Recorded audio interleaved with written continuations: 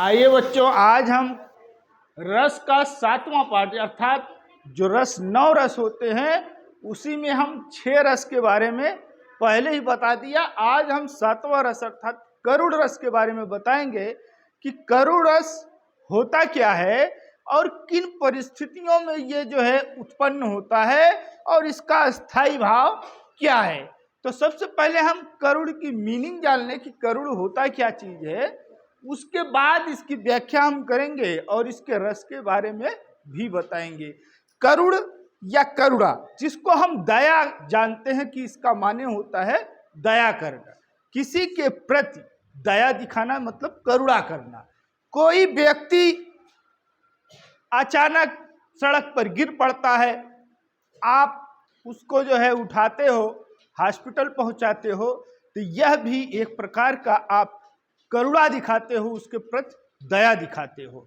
ये तो एक अनजान व्यक्ति के प्रति ऐसा हुआ, लेकिन वही चीज जब अपने घरों में होता है, कोई भाई है, कोई बहन है या कोई रिश्तेदार है, कोई पड़ोसी है, XYZ, जिसके भी प्रति आप करुणा दिखाते हो, दया दिखाते हो, वो जो उत्पन्न हो रहा है वही करुण रस है। किसी के प्रति सहानुभूति दिखाना, किसी के प्रति दया करना, वो किसके कारण हो रहा है? करुण रस के कारण हो रहा है। अर्थात जो हमने रस के बारे में बताया था कि 9 रस होते हैं, होने को तो 12-13 रस गिना दिया है आचार्यों ने, लेकिन मूलतः 11 रस अब भी चल रहे हैं और उसमें से भी केवल 9 रस को आज भी लोग मानते हैं और वही स्कूलों में बच्चों को पढ़ाया जाता है।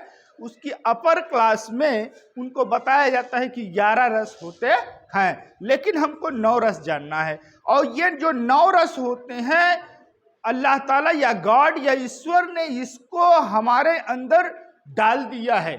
पैदा होने से पहले ही ये मानव अपने आप में इन रसों को लेकर पैदा होता है, इसीलिए इसको अस्थाई भाव कहा जाता है। या जब इसको पढ़ेंगे अस्थाई भाव के रूप में, जो अस्थाई भाव होता है वो हमारे अंदर ऑलरेडी एग्जिस्ट कर दिया जाता है, वो हमारे अंदर हमेशा रहना ही रहना है उसको। ठीक वही चीज जो है बाद में नाम बना दिया गया कि ये करुण रस है, ये श्रृंगार रस है, ये वीर रस है। वो अस्थाई भाव जो हमारे अंदर होता है वही निष्पत्ति करता है करुण रस की, वीर रस की। ये तमाम जो रस 9 रस हैं उनकी उत्पत्ति इसी तरीके से होती है। अर्थात कोई सड़क पर गिर पड़ता है या उसको घाव लग जाता है तो आदमी, जाता हुआ आदमी रुक जाता है। रुक जाना स्वाभाविक है, क्योंकि ईश्वरीय गुण है कि एक मानव दूसरे मानव की मदद करता है, सहानुभूति दिखाता है, दया दिखाता है। तो इसलिए हिंदी साहित्य में करुण रस भी बहुत महत्व का है। अर्थात कविता या महाकाव्य या कोई रचना करुण रस से जरूर कहीं न कहीं प्रभावित होती है। अर्थात किसी भी रचना में आप देखेंगे, जैसे प्रगतिवाद में हमने देखा था, प्रगतिवाद जो है एक कविता का वाद है, यानी युग है ये कह लीजिए, तो उसमें भी गरीब मजदूरों के प्रति सहानुभूति उसमें भी दिखाई गई है, तो वो करुण रस का ही उदाहरण है। इस तरीके से कहीं भी अपने प्रियजन अर्थात अपने रिश्तेदार संबंधी या पड़ोसी संबंधी या भाई बंधु जो भी हैं, अगर वो परेशानी हालत में है या किसी की मृत्यु हो जाती है या किसी को एक्सीडेंट हो जाता है, तो हर तरह से वहाँ जो होता है करुण रस का प्रादुर्भाव होता है। तो आइए हम सबसे पहले परिभाषा देखें, परिभाषा को फिर उसके बाद समझें, फिर उदाहरण समझें।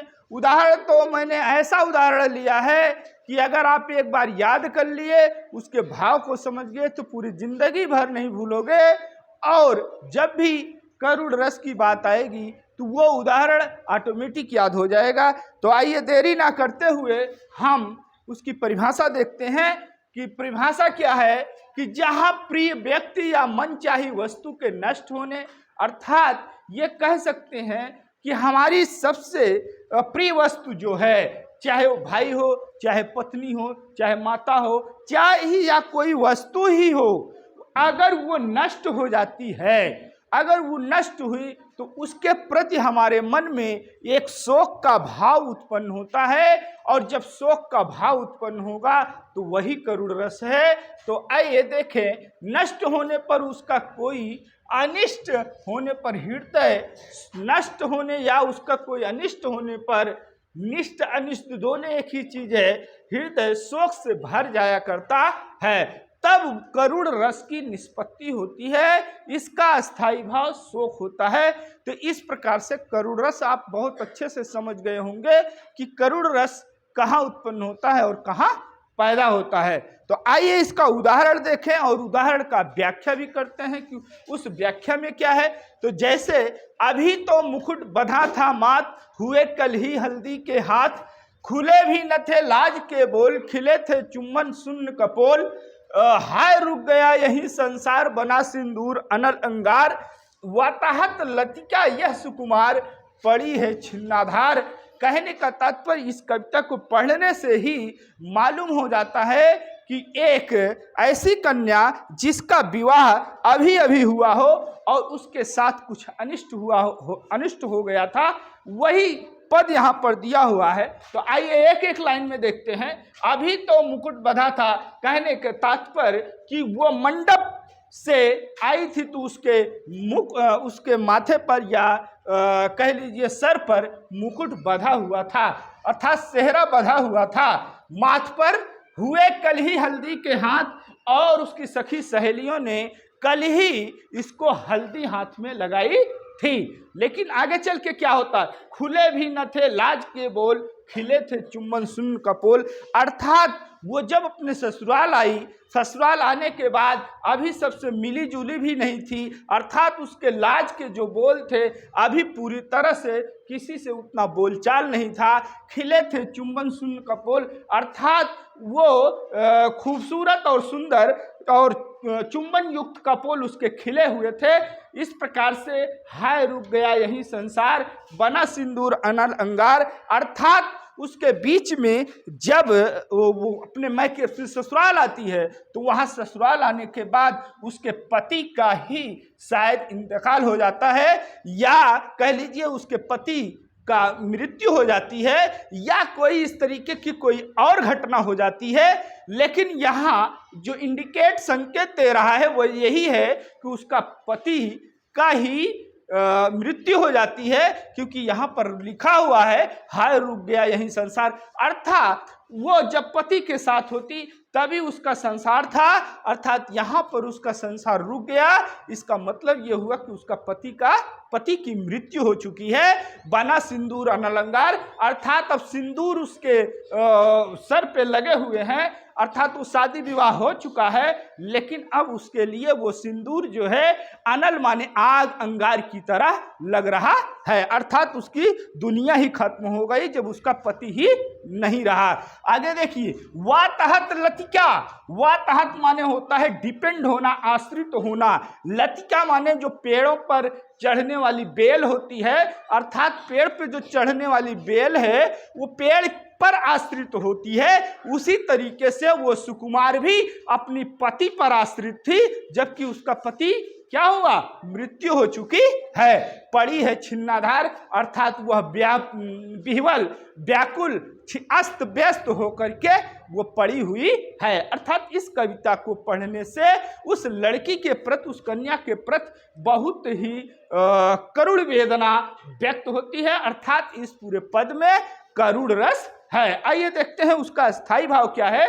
तो अस्थाई भाव करुण रस का शोक होता है। आलंबन विभाव प्रिजन की मृत्यु शरीर, अर्थात प्रिजन जो होता है, अर्थात चाहे पति हो चाहे पत्नी हो चाहे जो हो उसका शरीर मृत शरीर होता है। उद्दीपन में देखें तो प्रिजन का दाह कर्म, अर्थात उद्दीप्त करता है रसों को, अर्थात उसके साथ जो हो रहा है जब वो मर जाता है तो उसको जलाया जाता है, दाह संस्कार किया जाता है, वो भी उद्दीपन है। उसकी अच्छाई और बुराई, बुराई तो नहीं, उसकी अच्छाई जो है बार बार मन में आती है कि वो ऐसा आदमी था, वो ऐसा आदमी था, वो भी एक प्रकार का उद्दीपन है जो करुण रस को उद्भूत करता है। अनुभव की बात करें तो भूमि पर गिरना, अर्थात ऐसी कंडीशन में वो सोचता है और सोच करके मूर्छा खा जाता है।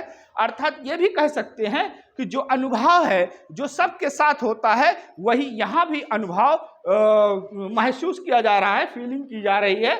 और छाती को पीटना, इस प्रकार से बहुत से दृश्य आए हुए हैं कि मरने पर लोग छाती पीटते हैं, भूमि पर गिरते हैं, मूर्छा होती है या रोते हैं, प्रलाप करते हैं। ये सब अनुभव कहलाते हैं, क्योंकि पिछले कई लोगों के साथ ऐसा हुआ है और वक्त आने पर, समय आने पर ये होता है।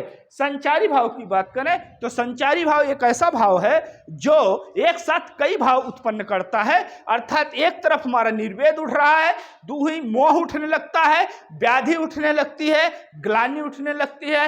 अर्थात इस तरीके से संचारी भाव एक नहीं 10-10, 20-20, 50-50 संचारी भाव एक साथ उद्भूत हो सकते हैं। तो कहने का तात्पर्य यह है कि जितने भी रस के अवयव हैं सब एक साथ मिलकर के करुण रस को उत्पन्न करते हैं। इस प्रकार से बच्चों अगर ये चीज समझ में आ गई है तो आपको करुण रस में कहीं भी परेशानी नहीं होगी, कभी भी किसी समय नहीं परेशानी होगी। आप ये उदाहरण निश्चित रूप से याद रखिए और जहां भी इस प्रकार का आए आप आराम से करुण रस पर टिक लगाइए, वही आंसर है।